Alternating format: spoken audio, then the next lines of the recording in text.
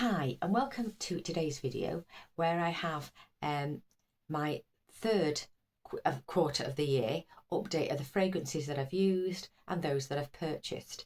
So what I do is I tend to select a fragrance or a couple of fragrances to use for each month, and then after 3 months I let you know and show you what I've been using and my thoughts. Now obviously with fragrance it's all very individualistic, which one person likes another won't, or they may like the same perfume but get different notes out of it that resonate with them. So it is highly personal. But I thought I'd select some fragrances that were suitable for summer. So I've got them here in front of me, and I've also got a couple of purchases. So the first fragrance that I wore in July, and I thought I would wear this dress that I got fairly recently, that's a Chanel style, and it is Chanel Gabrielle. And I have used this before in a rotation in recent years when I've been doing these videos. So this is the original Gabrielle that came out in 2017. So this is a lovely, light, airy, solar, sun-like fragrance. And it's lovely for spring and summer, but it can be worn all year round. Now the other formulations, there's a low version, which is a weaker version. This is an eau de parfum. And then there is an essence, which is same concentration, but it is a more compact, minimalised number of notes within it. It's not as expansive as this fragrance. I really don't like essence. At the essence one, I find it very bland, but this is, I find, a truly beautiful fragrance, and in fact the only Chanel one I like. So it actually, I shall give you the details of that. It has grapefruit, mandarin orange and black currant at the top, with orange blossom, jasmine, ylang ylang, tuberose, lily of the valley and pear and pink pepper at the middle, and the base is musk, sandalwood, Cashmerian, orris, and it's described as being animalic. So this one is, I would say, there is some animalic elements, not as strong as the next one I'm going to show you, but it's like I say, it's a lovely I think it's just been blended so beautifully. Now, like I say, I don't get sandalwood, and I'm really attuned to sandalwood because I dislike it that much, but there are other woody notes within this. But I think this is an absolutely stunning fragrance, because I do a lot of things that I do like my white florals, tuberose, jasmine, I love blackcurrant, I love pear, I love lily of the valley. So yeah, it has a lot of notes that recur in a lot of my fragrances. But this is utterly stunning. Like I say, I've had it this month, and I've had it another month since I bought it. So this is where we're up to now. I don't spray an awful lot because I don't think it needs it, but I do keep it. I do store all of these in the dark and in the cool when I'm not using it. The next one I have is by Nishane or Nishane, and it's Tuberosa. This fragrance came out in 2014. This one, I think Gabrielle, a lot of people would like. And it may be Blind by Safe, although I don't recommend them for expensive perfumes. This I don't think is, because tuberose is quite divisive, because it's a very strong, pungent, fleshy fragrance. When it's done well, it can smell quite animalic.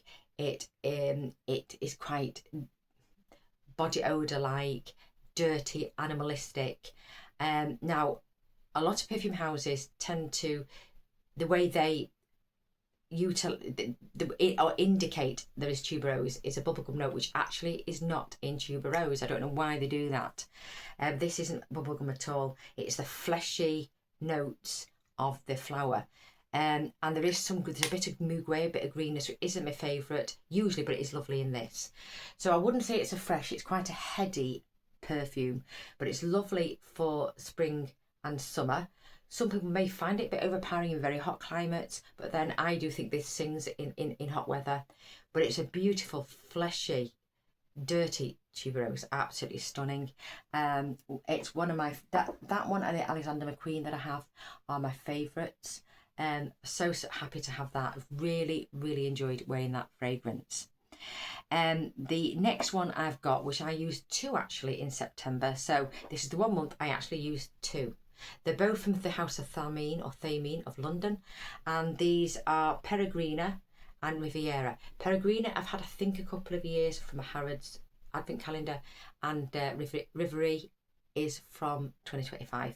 So the first one I wore for the early part of September was Peregrina, and this one was released in 2019. It's got damask rose, gardenia, jasmine, lily of the valley, caramel, amber, vanilla, myrrh, ylang ylang, with amber powdery notes and white musk.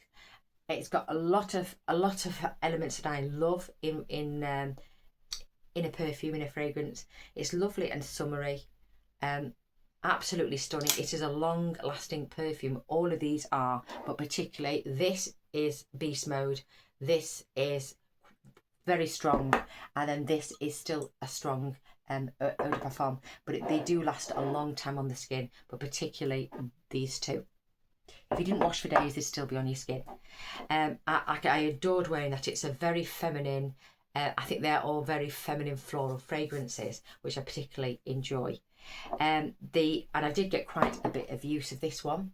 Yeah, can you see there? So I'm not sure, it's about a 6, something like that.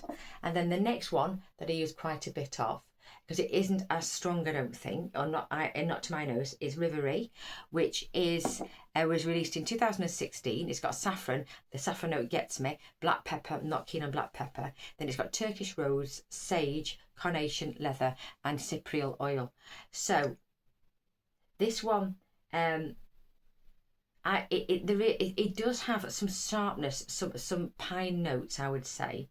It's also quite fresh with the sage and the saffron, but you do get hints of rose. But for me, and I don't particularly get a leather note out of it, because I love leather, I consider this quite a masculine fragrance. And yeah, I will wear some masculine fragrances if they're sweet, like sweet leather or sweet tobacco. But for me, it's a fresh, what I call a fresh-ish masculine fragrance. Mr. Bear's tried it. He likes it. Not a favourite, but he likes it. So this has been passed to his collection after 2 weeks of use. So it's not a hate, but it's not one when I've got so many lovely fragrances that I would choose to wear, because I only really want to wear fragrances I love. So this is being passed on. So they're all the fragrances that I have been focusing on. That's not to say on the odd day I haven't used another, but they're the ones that I really used. And then I've just bought 2 fragrances. So the first one was Paco Rabanne, or Rabanne as it now is. It was called Paco Rabanne when I bought this. It is Fame. Well, actually, when it was released, because I think Paco Rabanne died either last year or early this year.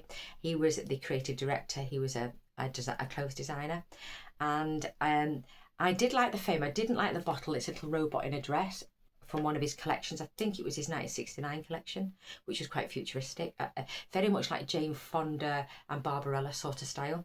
And in fact, I think he did style Barbarella. It was either Paco Rabanne or Pierre Cardin. So this is it is a lovely perfume. I think it is obviously quite popular because there's lots of flankers of it. But this one is the original. It came out in 2022. It's got mango at the top with bergamot, a heart of jasmine, olivamum, which is a resin, vanilla, and sandalwood. I don't get any sandalwood, but I do get, there is an incense note to this, which has attracted me to it, but it's just not strong enough for me in terms of the note, the incense note. As a perfume, it's fairly long lasting. So there have been lots of other versions of this since 2022, and there's 2 that have got, one's got a robot with a black shiny dress, and one's got one that's like a fur, sort of covered, a cloth covered type. So those 2 are more incensey, and there isn't much difference between the 2. So they're the ones I would probably buy a full size if I got them on clearance, because I don't feel they're worth £100 odd per 100ml. I just don't think they're that fine a perfume. But really, I should talk myself out of that, because I really don't want to be buying any more perfumes now unless there's a gap in my collection that's being filled. But yes, it's still a lovely perfume.